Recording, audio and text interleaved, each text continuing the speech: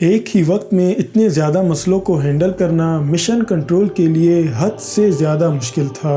دوسری طرف space craft میں مشن کمانڈر جیمس لوول نے جب کھڑکی سے باہر دیکھا تو اس کو سروس موڈیول میں سے کوئی گیس لیک ہوتی دکھائی دی۔ یہ آکسیجن گیس تھی جو دوسرے اور آخری آکسیجن ٹینک میں سے لیک ہو رہی تھی۔ اس وقت تک تینوں ایسٹروناٹس کو اچھی طرح علم ہو چکا تھا کہ وہ ایک بہت بڑے مسئلے میں پھنس چکے ہیں۔ اب کنڈیشن یہ تھی کہ ان کی لائٹس بھی آف ہو چکی تھی، ان کے پاس پینے کا پانی بھی نہیں تھا، ان کا صرف آخری پاور بیک اپ بچا تھا اور لگے ہاتھ جو سانس یہ لوگ لے رہے تھے وہ بھی آخری اور لیک شدہ آکسیجن ٹینک میں سے آ رہی تھی۔ ان مسئلوں کے ساتھ ساتھ ایک اور بھیانک مسئلہ بھی تھا۔ جی ہاں، بلاسٹ کی وجہ سے پورا ایئر کرافٹ اپنی ڈائریکشن چینج کر چکا تھا۔ اس کا مطلب یہ تھا کہ اگر انہوں نے فوراً اپنی ڈائریکشن صحیح نہیں کی تو یہ ہمیشہ کے لیے ڈیپ اسپیس میں گم ہو جائیں گے، لہٰذا ان کو سب سے پہلے اپنی ڈائریکشن ٹھیک کرنی تھی۔ دوسری طرف یہ خبر پوری دنیا میں پھیل چکی تھی اور تمام ٹیلی ویژن نیٹ ورک جو اس مشن کو توجہ نہیں دے رہے تھے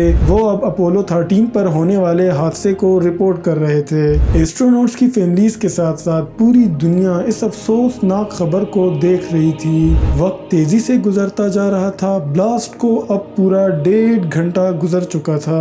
دوسرے آکسیجن ٹینک میں صرف اتنا آکسیجن بچا تھا کہ اگلے 15 منٹ تک وہ کمانڈ موڈیول کو آکسیجن سپلائی کر سکے گا۔ اسی موقع پر ناسا کے مشن کنٹرول نے یہ فیصلہ کیا کہ ایسٹروناٹس کو کمانڈ موڈیول سے نکال کر لیونر موڈیول میں شفٹ کیا جائے۔ خوش قسمتی سے لیونر موڈیول میں اس کی الگ آکسیجن سپلائی تھی، لیکن مسئلہ یہ تھا کہ وہ ایک چھوٹی سپلائی تھی اور صرف 2 ایسٹروناٹس کے لیے تیار کی گئی تھی، پر کیونکہ اور کوئی آپشن تو تھا ہی نہیں، اسی وجہ سے یہی قدم اٹھانا پڑا۔ اب تینوں ایسٹروناٹس لیونر موڈیول میں چلے تو گئے، لیکن یہ ان تینوں کو کب تک زندہ رکھ سکے گا، یہ جاننے کے لیے ناسا کے انجینئرز نے زمین پر ریئل ٹائم کیلکولیشن کر رہے تھے۔ کیلکولیشن سے پتہ چلا کہ لیونر موڈیول تینوں ایسٹروناٹس کو اگلے 2 دنوں تک آکسیجن سپلائی کر سکتا ہے، لیکن اصل سوال ابھی تک وہی موجود تھا کہ آخر یہ تینوں واپس ارتھ تک کب اور کیسے لے جائے جائیں گے۔ یہ وہ سوال تھا جس کا جواب ابھی تک کسی کے پاس نہیں تھا۔ اپولو 13 کو ارتھ تک واپس لانے کے لیے ناسا کے پاس 2 آپشن تھے۔ پہلا آپشن یہ تھا کہ مین انجن کو استعمال کر کے پورے اسپیس کرافٹ کو ارتھ پر لے جائے، لیکن کیونکہ یہ مین انجن بھی صرف آخری فیول سورس پر چل رہا تھا، اسی وجہ سے انجینئرز کو خدشہ تھا کہ راستے میں ہی یہ انجن بھی کہیں بند نہ ہو جائے۔ دوسرا آپشن تھا کہ چاند کی گریویٹی کو استعمال کر کے اسپیس کرافٹ کو ارتھ تک دھکیلا جائے، جس میں کافی کم پاور استعمال ہوگی۔ ناسا مشن کنٹرول نے یہ دوسرا آپشن چوز تو کیا، لیکن اس میں ابھی تک ایک مسئلہ تھا۔ جی ہاں، وہ مسئلہ یہ تھا کہ جب اسپیس کرافٹ چاند کی گریویٹی کو استعمال کر کے پورا ایک گول چکر لگا کر آئے گا تب اس کو چاند کے اوربٹ سے نکال کر ارتھ کی طرف دھکیلنا ہوگا، اور یہ کام کرنا ہوگا لیونر موڈیول کی مدد سے۔ لیونر موڈیول کا انجن جو کہ صرف چاند سے ٹیک آف کرنے کے لیے ڈیزائن کیا گیا تھا، اس سے یہ کام پہلی بار لیا جانا تھا، جو کہ کافی زیادہ رسکی تھا۔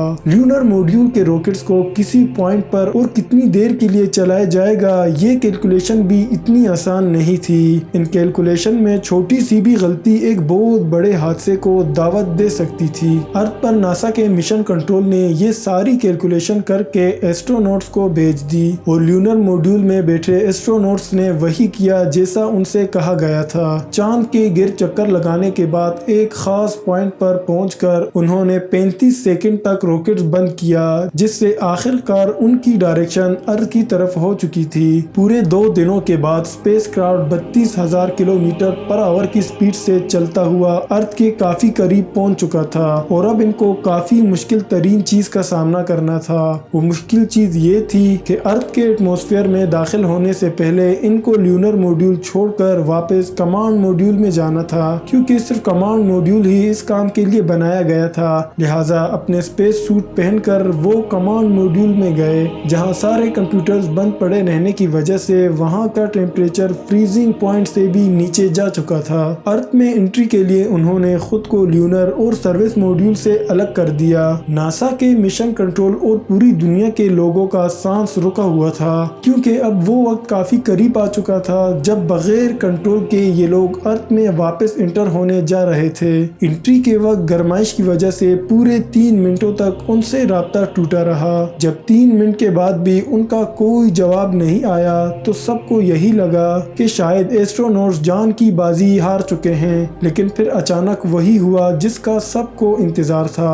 उन्होंने रेडियो पर अपनी खैरियत का पैगाम भेजा। अर्थ के एटमॉस्फेयर में एंटर होते ही उन्होंने अपने पैराशूट्स खोल दिए, जिसको अब टेलीविजन पर भी दिखाया जा रहा था। एस्ट्रोनॉट्स की फैमिलीज के साथ साथ हर शख्स ये मंजर देखकर जश्न मना रहा था। आखिरकार पूरे 5 दिनों के बाद 17 अप्रैल को उनका मॉड्यूल पैसिफिक ओशन में जा गिरा, जहां से उनको फौरन रेस्क्यू कर लिया गया।